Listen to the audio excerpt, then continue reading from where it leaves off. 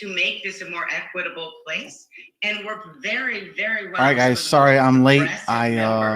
Of the city I'm council. gonna bring this thing up so you guys can watch it. I apologize for being late. I have been just got home. Around, whether or not it was prior to this or during COVID, making sure that I was delivering for New York City residents each and every day. Okay, thank you very much. Ray McGuire, my question for you is similar to what I asked Mr. Yang. You've enjoyed a substantial and successful career on Wall Street, but you are one of the candidates who has not served in government. And as with Mr. Yang, the question comes up, where were you when our city was wrestling with tough questions around schools and employment and crime and punishment? Did you think things were going well enough all of those years? And why are you getting involved now? You know, the answer is I never thought they were going well enough. And the reason that I decided to get into the race is because, in fact, they are not going well at all. You got 100+ years of experience on the screen in government, some failed government. And look at where we are today. We have inequities that exist in healthcare. We got inequities that exist in education. Clearly got inequities that exist in the economy, and we got inequities that exist in the criminal justice system. The reason that I decided to leave what I was doing to get involved is it's a life of service, but the city now needs a leader in whom they can trust and in whom they can believe, who in the private sector, where I'm known by my deeds and not my words, not by some false advertisement, by the actual things I've done, investing in education and things like De La Salle Academy, which is a school for 6th to 8th grade Black and brown boys, women of all, and young women below the poverty line, or George Jackson Academy, a school for Black and brown boys, or Harlem School of the Arts, or Arts Connection that puts arts in our schools. So if you look at the track record of things in which I've been involved in the private sector, the reason I decided to get involved is because all of those had their chance. And we're going backward, which is why the crisis is so profound and in many instances profane. We need a new leader who can bring about a change. Okay. That's why I got into this race. Okay, thank you. My next question is from Ms. Wiley. Your campaign is based around reform. You, of course, have served as a top aide and appointee to Bill de Blasio, providing advice on ethics issues that later became a source of legal problems for the mayor. Bill de Blasio is heading into his final months in office with some very low ratings on job performance. Do you take any responsibility for any of the mayor's missteps? You know, Errol, one important fact to note that you left out is that I quit 5 years ago. I voted with my feet in 2016. And look, as someone who spent my whole career as a civil rights advocate, I'm proud of the opportunity to get every single apartment in Queensbridge houses free broadband. I'm proud to have helped get the first sanctuary city law passed in this city that helped protect undocumented immigrants from ICE. I'm proud that we got women and minority-owned business contracts up from $500 million when I got a title with no resources and no staffing, up to $1.6 billion in 1 year, matched it the second year, but also created the accountability, created a disparity study in order to identify whether we were doing well enough for Black and Latino businesses, and we weren't. But here's the thing. I have never hesitated to stand up and say what I thought, including this summer, when Mayor de Blasio defended Commissioner Shea, who told us not to believe our lying eyes about the batoning by police officers of peaceful protesters. And I will always stand true to what I see and what I believe and what I've done for my whole career. Okay, thank you. Mr. Donovan. New York has spent a generation implementing various campaign finance reforms, including limits on campaign spending, the creation of a generous matching funds program. Now, you are accepting the matching funds, but your father has spent millions of dollars to finance a supposedly independent outside group created to promote your candidacy with television ads. A preliminary look at this by the Campaign Finance Board says that the arrangement does not appear to break its rules, but doesn't it violate the spirit of the reforms that New York has spent a generation putting in place? Well, Errol, let's be clear. There are dozens of these groups supporting almost every candidate that's in this race. And in fact, Scott Stringer had 17 of these groups when he ran for comptroller in 2013. Don't get me involved in your daddy's problems. Nope. I want to be clear.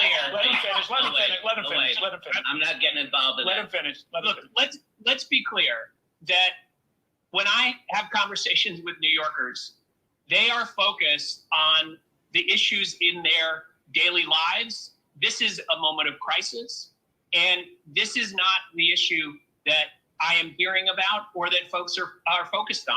Well, they're not worried about PAC. They're worried about plans. And they're worried about making sure that we have a mayor who is not a rookie at this point, that is not a part of the failed status quo, but that can actually bring us forward and recover from what is the worst crisis we've seen in this city in a generation. That is what I'm focused on. Those are the issues that I'm hearing about every day. I've dedicated my life to public service, and this is a moment we need a public servant, not a politician, someone who has deep experience.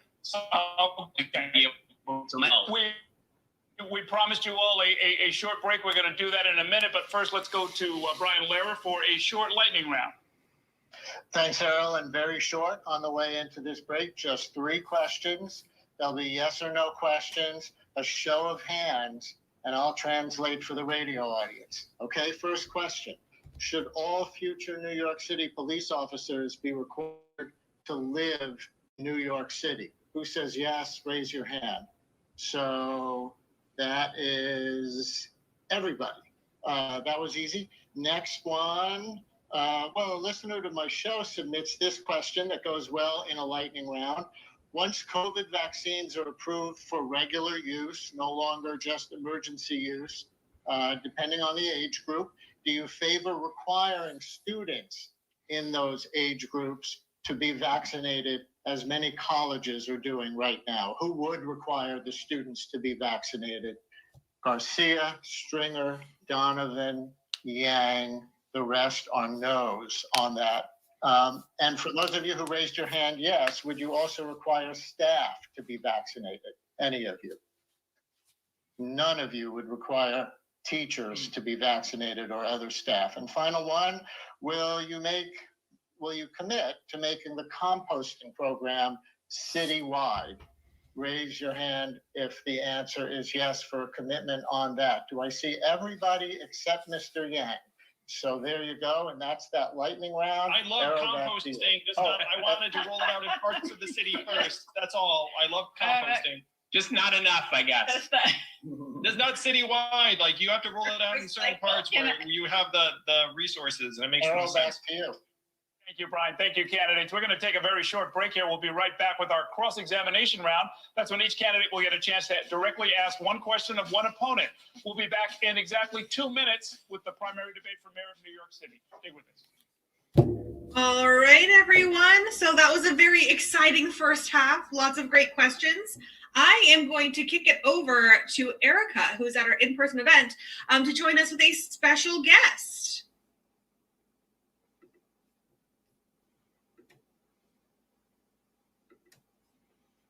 Are you? Erica, are you there? All right. Well, guys, just sorry for being late. I was doing dinner with my kids. Lost Erica. Okay, well, let's chat a little bit about this upcoming election. I wanted to launch a quick poll with you all to find out how y'all are planning to vote in this upcoming election, because every single New Yorker has 3 options for voting this year. You can vote by mail or absentee. Every single New Yorker is eligible to vote by mail this year by choosing COVID as a temporary illness as an option. You can also vote early in person from June 12th to June 20th. And you can vote on Election Day, which is June 22nd. This is your very, very last chance to vote. I'm going to keep this open for just a minute longer. Alrighty. So it looks like we have about 24% of people who are planning on voting absentee this year. So I'm going to drop a link in the chat to request your mail-in ballot, because you can do that right now. Ballots started being shipped out on Monday of this week. So they are already in the hands of some voters in New York City. So you are going to be able to vote very, very early if you request your mail-in ballot now. The winner is, a lot of folks are planning on voting early in person, which is a fantastic option as well. All three options are great options. So early voting is going to be open from June 12th to June 20th. So you have a lot of time to be able to do that. The little bit funny thing about early voting is that your early voting location may look different than your election day polling location. Also, the hours of the polling locations being open are going to look a little bit different as well. So I'm going to drop a link for early in-person polling locations and election day polling locations. And I'm getting word that we're back with the debate. So I'm going to step away and let's keep watching. Referenced the defund the police movement, and you talked about it being driven by young, white, affluent people. What do you say to the Black organizers of all ages, many of whom I've had the privilege of organizing and working with on the ground, who have in fact been leading this movement for decades? What do you say to them about how your statement erases their work and removes them from having a voice in the movement? Diane, it was the disband movement that I was speaking of, not the defund movement. It was the disband movement. What's the disband movement? That is the movement to disband police departments across the entire country. I am watching what's happening in Portland. I'm watching the anarchy that's taking place, and I saw the anarchy of those who came to this city, burning police vehicles, burning stores, burning private homes. Those anarchists that are coming in various cities across America, trying to disband police department. Policing has a role in the ecosystem of public safety. We need to define what that role is. It's the disband movement. Okay, thank you for that answer. Thank you for clarifying. Next question is from Andrew Yang. You may ask a question. Thanks, Errol. Diane, this is a question for you. I've heard you say positive things about cash relief and universal basic income. Los Angeles, Chicago, Newark are all rolling out versions. As you all know, I've championed a major cash relief effort to help alleviate poverty here in New York City. Do you agree that cash relief is a vital part of trying to help people here in New York? Yes, I think providing immediate cash relief, which is actually something I called for at the beginning of the pandemic, so that we could keep people home safely and get the pandemic under control and not have people feel like they had to put their lives at risk.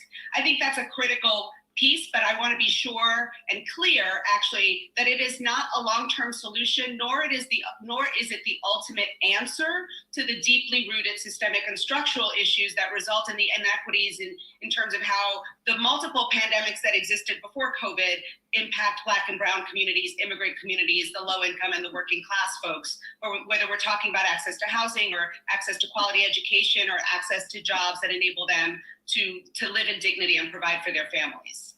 Okay, thank you very much. Next question comes from Scott Stringer. Well, let's see. Andrew Yang, we had a municipal corruption scandal at City Hall where lobbyists and consultants got unfettered access to the inner workings of our government. They were protected by something known as agents of the city, where they sort of got a hall pass. You have some lobbyists and consultants working your campaign.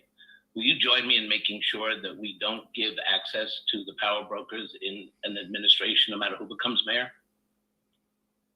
I couldn't agree more, Scott. We need a mayor who's not beholden to special interests, who'll just make decisions based upon what's best for the people and families of the city. And everyone watching this knows that I have my own vision, my own plans, my own agenda. When I ran for president, no one was talking about cash relief or universal basic income. It was considered marginal. And now a majority of Americans are for it. And we were living versions of it in the $1,200 check, the $600 check, the $1,400 check. And now this child poverty tax credit that's going to be a game changer. So Scott, I could not agree with you more. We need to make sure that the government is actually for the people and free of special interest obligations. Thank you. Next question comes from Catherine Garcia. Thank you. And I want to raise a topic that hasn't come up yet this evening, which is the LGBTQ community. And Diane Morales, this question is for you. I know you've done so much work in this area. What do you think the highest priority needs to be for the next mayor? It is specific to the LGBT community? Yes. What do you mean? Yeah. I think we need to make sure that it's different and yet not for the LGBT community. I think we need to make sure that they are safe. It is the violence that our Black transgender community in particular faces and deals with, the fatality, the murders. That is something we need to make sure that the Black trans community in particular has access to safety and protections, and that they can walk our streets without having to worry about that. And that includes decriminalizing sex work. And it includes, getting rid of the Nordic model as well, so that they can actually be safe and live in dignity with care and solidarity in our city, just like everybody else has the right to. Next question comes from Eric Adams. Yes, Andrew, I have talked about the shootings in Brownsville, Bedford-Stuyvesant, South Bronx, stood on the Bronx step house, courtroom steps to talk about this. And you did not, of my knowledge, respond to any of these shootings. There was no real conversation about the large number of Black and brown people who were the victims of gun violence. 95% of the victims are Black and brown. But there was a shooting blocks from your home, and you immediately held a press conference. Do you feel you should apologize to those Black and brown families that witnessed shootings in their communities and there was nothing that came from you? As a parent and a New Yorker, it's painful when you see the tragedies unfolding in so many of our communities. And you're totally right, Eric, that Black and brown communities have borne the brunt of this surge in gun violence. Their parents will never see their kids again. It's heartbreaking. It's wrong. I'm with you that we have to do everything we can to help. And you and I are aligned on some of the things that we have to do to try and make our streets and communities safer. We have to work with the leaders in those communities, but we do need an anti-violence and community safety unit of plainclothes cops to go in, work with community leaders and try and get the guns out and the rates of violence down. We need focused deterrence so we can target the folks who are actually perpetrating this violence before it happens, because people in communities know who's scary, who's tough, who might actually wind up in a violent situation a little while later. We have to be there before the fact so families aren't mourning in the way that unfortunately far too many have. Okay. Next question comes from Maya Wiley. Well, let me just quickly say I'm proud to have an ethics plan to protect from the lobbyist revolving doors and to disclose everything that the public needs to know to trust government. But my question is to Eric Adams. Eric, 685,000 people, 85% Black, 88% innocent. That's what Stop and Frisk was at its height, that my former organization, the ACLU, proclaimed a racist practice and won a court case on. And just a year ago, you called it a great tool and have said that you used it. And I just want to know, because as a civil rights lawyer, all I can say is there was nothing okay about it. And it certainly was nothing more than lazy policing, certainly kept people's constitutional rights violated. How can New Yorkers trust you to protect us and to keep us safe from police misconduct? Thank you so much, Maya. And every time you raise that question, it really just shows your failure of understanding law enforcement. So let me give you. Well, having chaired the New York City Civilian Complaint Review Board, I certainly understand misconduct. And yes, you chaired it, and we both know that how much it was a failure under you. But Getting Daniel Pantaleo. Let him finish. Let him finish, please. Let him answer.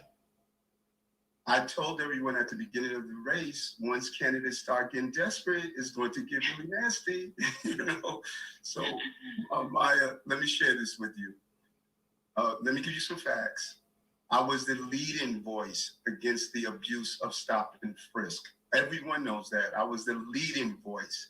I testified in federal court. The federal judge used my testimony to make her decision.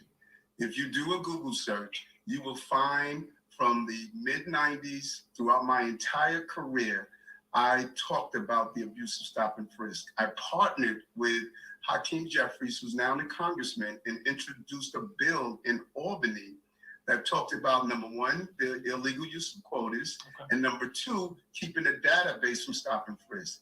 When you use stop and frisk. Database. Okay. A database. When you use stop and frisk, if someone is hiding in an alleyway, 4 o'clock in the morning, and the police officers stop him, question him on what he's doing there, that is a legal stop. That is how you're supposed to. You and I both know that the reason that 88% of people were innocent who were stopped and frisked is because it wasn't actually about anybody who was doing anything wrong in the first place. In fact, the biggest excuse was about the way people looked. I've seen the cases. I've watched them. That's why we got down. Let him respond, and then we're going to move on. Maya, did you speak up on this issue at all? Is there any place I can? Yes. Maya, yes, actually, because I've spent my whole life as a racial justice advocate, that's not what I'm talking including creating a criminal justice initiative. I think we have aired this issue. We got a question, we got an answer, we got an exchange. Thank you. The next question comes from Ray McGuire. Yeah, let me Sorry, direct it to Andrew Yang. Andre, you have talked about technology being part of your platform going forward. At Venture for America, your mission was to help participants succeed in the tech sector. But you said the following: the program might simply not be the best fit for Black applicants. How can New Yorkers trust you with creating and managing a budget that will equitably benefit every single neighborhood in every single borough if your program was not fit for Black applicants? Thanks, Ray. We have to do more for the communities that are getting hurt the most right now, and my administration would reflect the incredible diversity of our city. I'm so proud of the work that Venture for America did. We were honored not once, but twice by the Obama administration. And the fact is, we were taking young people who are aspiring entrepreneurs and putting them often in really difficult environments where there was a lot of failure, a lot of adversity, to some degree, like a degree of racism, because we know that unfortunately there's a lot of inequity in the tech sector and in entrepreneurship. And so we actually ended up becoming one of the major pipelines for Black and brown and minority graduates and women. And we ended up helping ease some of the inequities in the tech and entrepreneurship space. But I completely agree with you that we have to do much, much more to try and balance it out, because if you look at the tech sector right now, it does not represent New York City very well. It doesn't represent our people, or really the people of any environment, because we all know what these tech companies look like. Do you regret saying that? Oh, Ray, it was like a hypothetical where I was posing it to my team in order to challenge our thinking. But if you look at the numbers, we were working in Detroit, New Orleans, Cleveland, cities that were majority Black, and our fellow representation actually ended up increasing the diversity in the firms we work with. So my question is simple. Do you regret saying that? I actually don't even remember saying that, but I like, if you say that, it's documented somewhere, I didn't want to come and say, hey, I didn't say that. But I genuinely don't remember making that statement. Okay. Andrew, the New York Times article was 80% white. Let's leave it at that. Sean Donovan has a question to ask. Well, first of all, let me just say, as a member of the Obama administration, I'm offended to hear Andrew hide behind that community's for Change award. It was about promise and not results. And I think so often we've seen promises from him, but not results. Well, This is Sean, not I was time. also This named is not time presidential for a rookie ambassador of as global mayor. This is the entrepreneurship. most consequential election of our lifetimes. This is not time for a rookie as mayor. But I want to ask my question to Eric Adams. And Eric, we've talked a lot about gun violence and the terrible destruction it's having in our city, particularly in Black and brown communities. And I do want to say, you have said that you would carry a gun as mayor repeatedly. And, you know, I've heard you say you would ask the police whether they thought there was a threat. But isn't this a question to ask the voters of New York? You know, leadership matters. And the mayor of New York is one of the most important positions in this country. And as a New Yorker, but also as a parent, I'm deeply concerned about the idea of a mayor who carries a gun at a time where gun violence is spiking and we're losing so many people in New York. So I really do want to hear you answer, not from the police side, but as mayor, how can you justify carrying a gun? Well, Sean, thank you for that. And I believe you asked that question the other day and I answered it, but I will answer it again for you now. As a retired member of the New York City Police Department, I'm authorized to carry a gun 24 hours a day. And while I was retired, I never carried my gun. But while I was off duty, I have taken police actions many times to save the lives of people who are victims of serious crimes. And as I stated to you the other day when we spoke about this, I would carry it if this threat assessment unit in the police department stated, Eric, there's a credible threat to you. I'm also going to reduce the size of the mayor's detail. I think it is hypocritical to state that the city is safe, but we're walking around with 5 or 6 members of your detail. We could cut that down to 2 and put those officers to protect the public. And that is why I'm authorized to carry a gun. I don't carry it now. I have not carried it since I left the police department. But if there's a serious threat that I'm told by the threat assessment unit, I will carry that gun. And that is something that you know and I know. I have been a leader on guns in this country, on reducing the number of guns on our street. I am a leader. And you know what? I have a record, Sean. You know why I have a record? Because many people have been absent on this issue. You know my record because I have a record. Okay, but what about the example? Let's leave it there. Let's leave candidates. Let's leave it right there. We're coming down the home stretch. We've got about 24 minutes left in our debate. Let's go to Brian Lehrer. Thank you, Errol. And with the clock being what it is, I'm going to enforce 60-second answers in this round. My apologies in advance if I cut any of you off.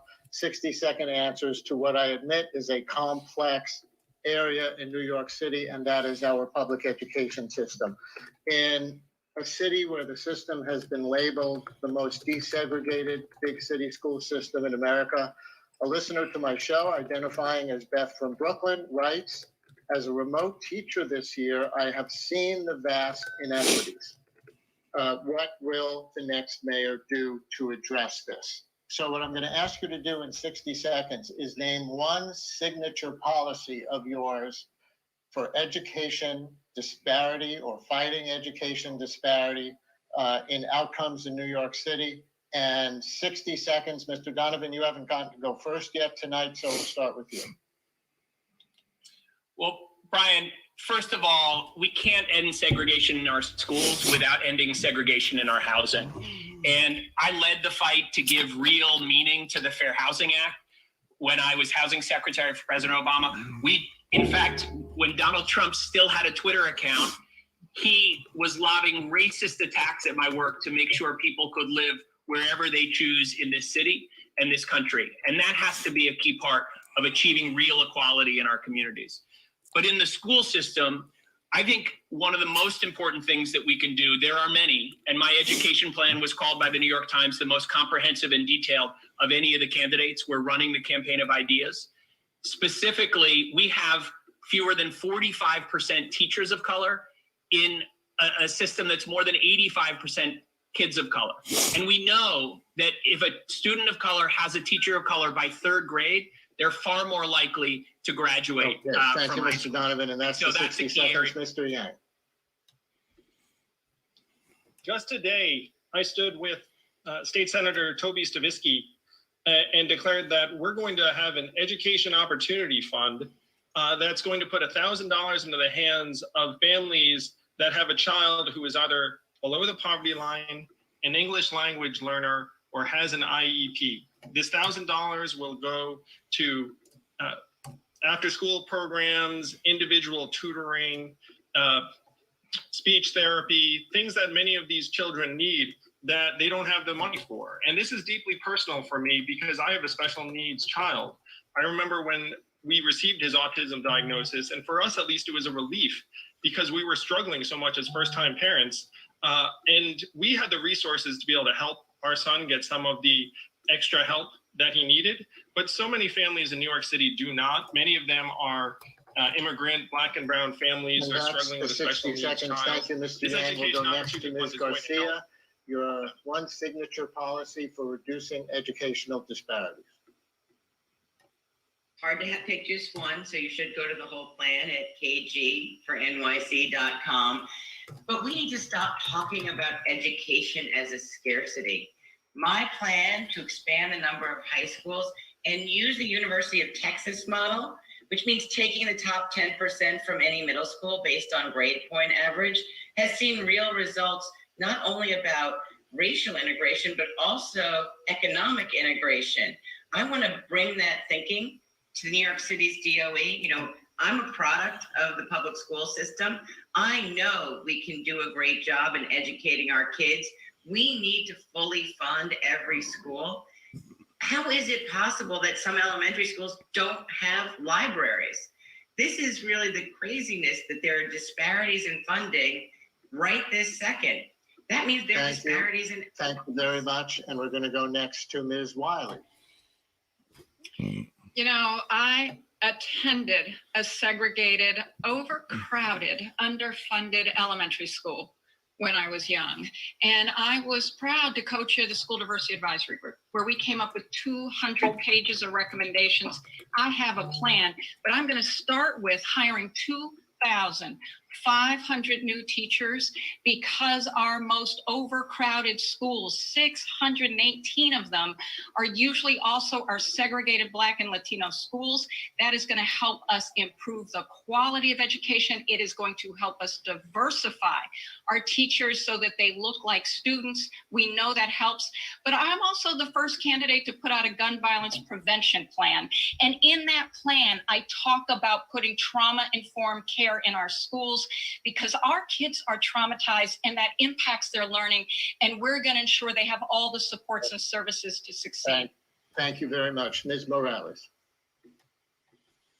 Yes. So the first thing I'm going to say is that we can't wait to desegregate housing in order to desegregate our schools. As the only former educator, classroom teacher in this race, as the mother of 2 public school graduates, both of whom had IEPs, I am committing to, in my first 100 days, an education executive order that will immediately begin to desegregate our schools. That means removing all barriers to access and all screenings.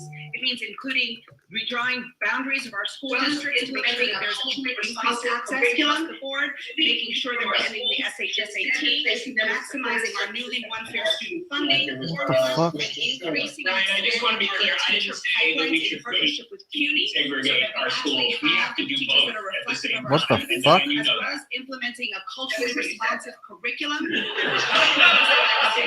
instead replacing them with supportive Morales, Mr. Stringer. Ryan, I just want to be clear. I didn't say that we should wait to desegregate our schools. We have What the to do hell's both going at on? the same time. And Diane, you know that. That is what you said, though. Mr. Stringer. Play back the tape. Ooh, they're feisty. I said we need to do both. And I have the most comprehensive plan in the race. My turn. All right, Mr. Stringer, yes, it We is need to your do turn. both. My turn. Go All right, look, Brian, I'm a failed remote learning teacher. I have a 3rd grader and a 2nd grader, and it was tough, like for so many parents. But I have a lot of privilege. I have a credit card. I could make up for lost learning. But what I know is around this city, the kids in homeless shelters who didn't have remote access, the kids in public housing who didn't have internet access, we got to have a real plan on day one to bring our school system back to life. Here's my plan. First, triple the number of kids in NYC under 3 so we get childcare to send parents back to the workforce. Second, we got to do what the privates and the charters are doing and the wealthy parents are doing. We need 2 teachers K-5 in every classroom because we need to focus our kids and give them every resource. 3, we have to have outside opportunity for kids to have chess, to have robotics and athletics. We need to have after school that's equal around the city. And I'm going to put $200 million to do that. And I'll stop now. Thank you very much. And finally, one signature policy to reduce disparities in education. Mr. Adams, 60 seconds. Thank you so much. And when you look at the most Democratic candidates that have endorsed me, I'm proud of them with 20 plus years of being a proud Democrat. I know that if you don't educate, you will incarcerate. 65% of Black and brown children don't meet proficiency every year. We have to return the joy of learning in schools. We must have universal testing for dyslexia. One study shows that 30% of the prison population, they are dyslexic. We must look at the fair student funding to not only look at inside the schools, but what are the conditions around the schools. And then we must ensure that our individual children, not only what they learn, but how they learn. And I'm going to focus on that. Thank you very much. I apologize to Mr. McGuire. I accidentally skipped over you, so you get the last word in this round. Nothing.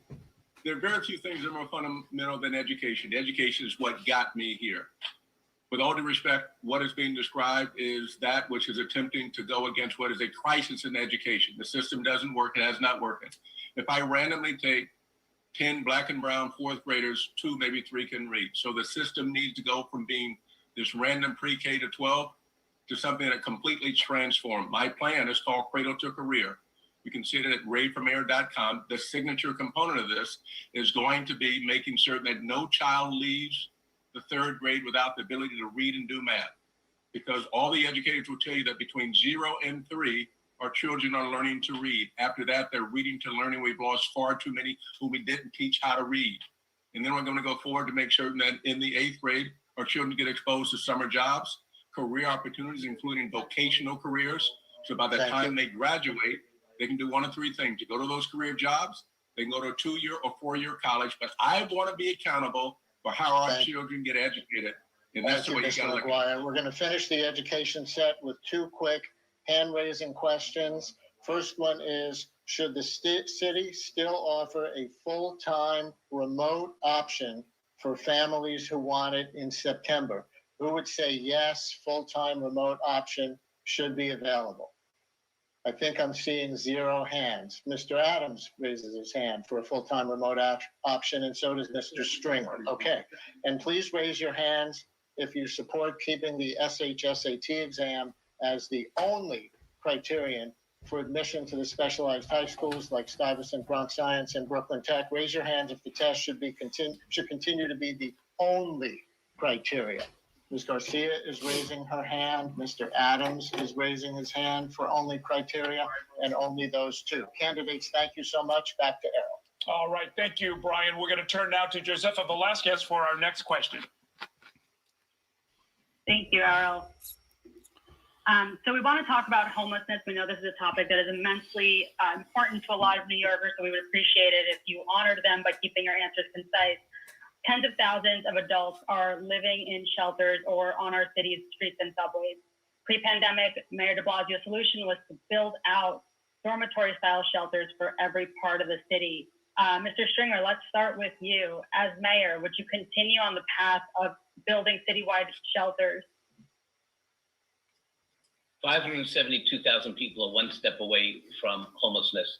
And tonight, over 60,000 people, half are children, are going to sleep in very dangerous shelters. That is not the solution. Everyone talks about how to solve the homeless crisis, but no one talks about giving homeless people a home with supportive services.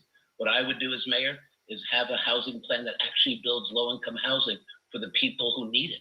And the way we do that is we access our vacant land, set up a land bank and a land trust, give the land back to the people instead of wealthy developers, and build housing that reflects the income of our shelters and the people in our city. This plan would be able to be implemented immediately. Second, I would implement my universal affordable housing plan. Every new development, 10 units or more, would set aside 25% affordable housing. We keep tinkering on the edges between the mayor and the city council, 20 units of affordable housing, 30 units. But the reality is the housing we built over the last 8 years is unaffordable, affordable housing in so many of our communities. Okay. My bold housing Thank plan. you, Mr. Stringer. Let's move on to Ms. Morales. Yes, I believe that, first of all, housing is a human right, and everyone in New York City should have access to permanent and affordable housing. In my first 100 days, I would move to appoint a deputy mayor responsible for leading and coordinating a citywide cross-sector effort addressing our issues and challenges around homelessness, making sure that all of the agencies related to housing are actually working together and coordinating, and making sure that we are actually also converting promptly any vacant spaces that are available and at our disposal into permanent housing, hotels, commercial storefronts, office spaces, anything that is available that is at our disposal, we should be converting to permanent affordable housing. We should not be perpetuating the shelter industrial complex.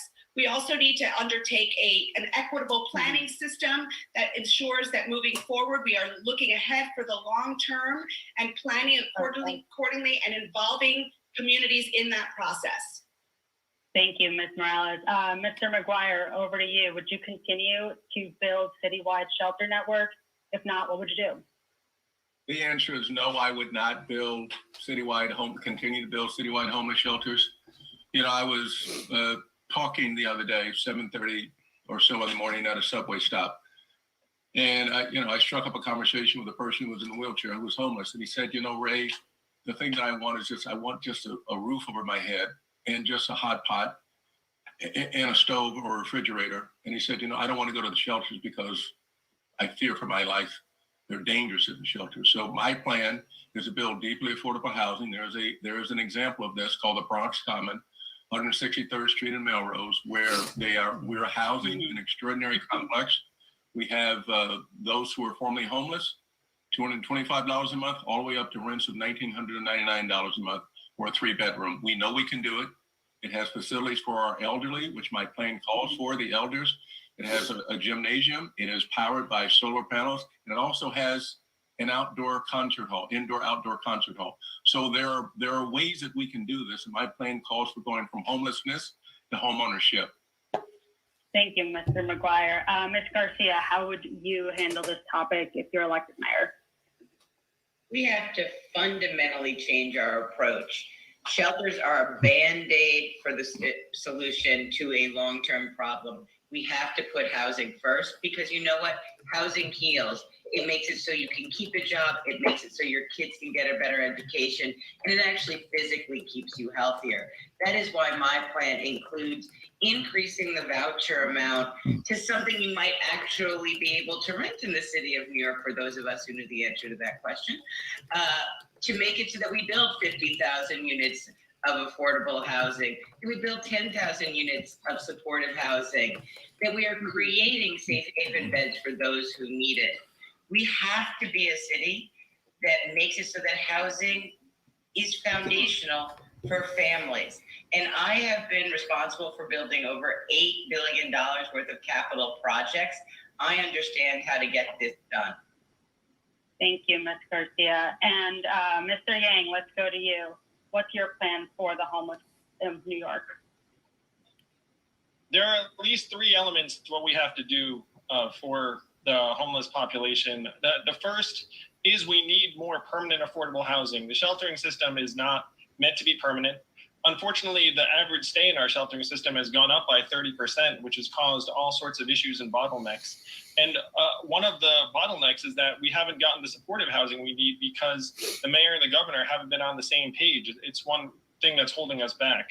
So I agree with Diane that we should be converting Class B commercial office space that's suitable for housing conversions as quickly as possible into permanent affordable housing. I agree with Catherine that we need to increase the level of vouchers so that it actually gets people out of the sheltering system. I do want to make a distinction for the people watching, though. We're talking about the sheltering homeless population and then the street homeless population, which has its own set of issues. The street homeless population, I've committed to reducing by 50% or more.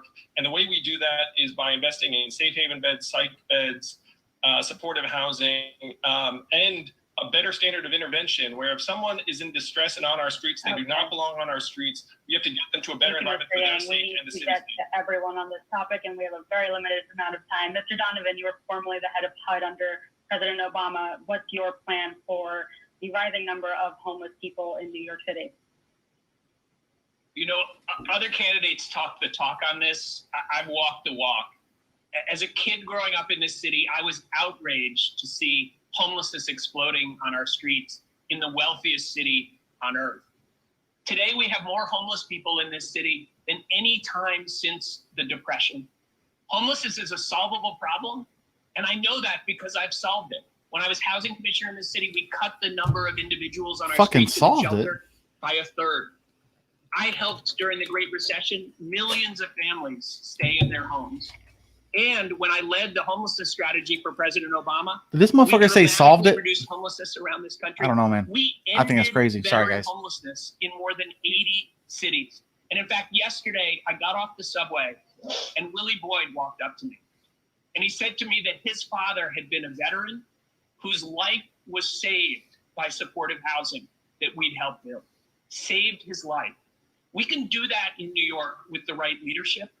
And I'm the only candidate in this race that's actually solved it. We need to keep people in their homes. We're on the verge of the worst eviction crisis of our lifetimes. All right. We need to Thank you, reimagine our rights. As a right to All right. housing. So, Ms. Wiley, what's your plan for the homeless of New York? No, I spent a lot of time up on the Upper West Side with the Open Hearts Upper West Side and the men who had been street homeless who were in the Lucerne.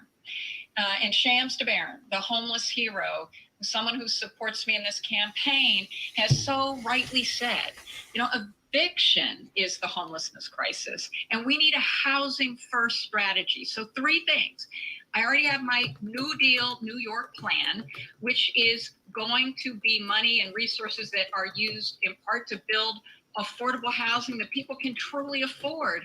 But secondly, we have the opportunity with the vacancy crisis that COVID has created to create more housing first for folks who are homeless. Third, we have to recognize this city has 1,000 acres of land it owns. And rather than selling it off, that is our opportunity to partner with not-for-profit housing developers in order to create more permanently, 100% permanently affordable housing. Again, thank you, Ms. Wiley. We need to get to one final person. Mr. Adams, what would you do? Would you continue on the path of creating a citywide shelter network, or is there an alternative? Well, first of all, homelessness is a moral failure by our city and our country. And I know what housing insecurity is about. You know, I tell all the time of carrying a garbage bag full of clothing to school every day as a child because my mother thought we were going to be thrown out of our home and she wanted us to have to change the clothing. We need to properly identify the 3 areas of homelessness: children and families, the largest increase in our shelters, single adults, and we're going to get an increasing number of single adults that are coming home from correctional facilities, and finally, those with mental health illnesses. I don't think we could wait 2 to 3 years to deal with it. We're going to deal with street homelessness immediately by investing in those supportive housing like Fountain House, an amazing initiative, 85% stability rate. That is where we need to be going. And then increase the flex voucher to keep people in their home in the first place and retrofit hotels, micro units, and other areas so we could deal with adults. Thank you, Mr. Adams. So we just want to touch on the topic of NYCHA briefly since we only have a couple of minutes left. So by a show of hands, and please keep them up because it might take a second to count everyone. New York City's public housing system is home to more than 500,000 New Yorkers, but there's been a steady decline in state and federal investments that's left a lot of these properties in serious disrepair, and it would cost $40 billion to fix them. So by a show of hands, one way to fix these ailing properties is to have private companies take over the management of some of these developments. Do you support it? Please raise your hand if you do. I'm sorry. Public housing has to stay public. do you support having private companies take over the management of some of the NYCHA developments? This is not the way you save public housing. It's a question of the funding we need. Shut up, Public dude. housing has to stay public. Moving on. We actually finally need HUD to actually give us the money that we need, but if they don't, I'll match it with city and state funding. No, there is a plan on the table. All right. So for all of our listeners who are on the radio and can't see it, none of the candidates raised their hand. We're on the home stretch, folks, so I'm sure Ella will have a lot more to say. So Earl, over to you. Okay, thank you, Josefa. Candidates, we're going to go just a couple of minutes over the top of the hour, which is in 1 minute.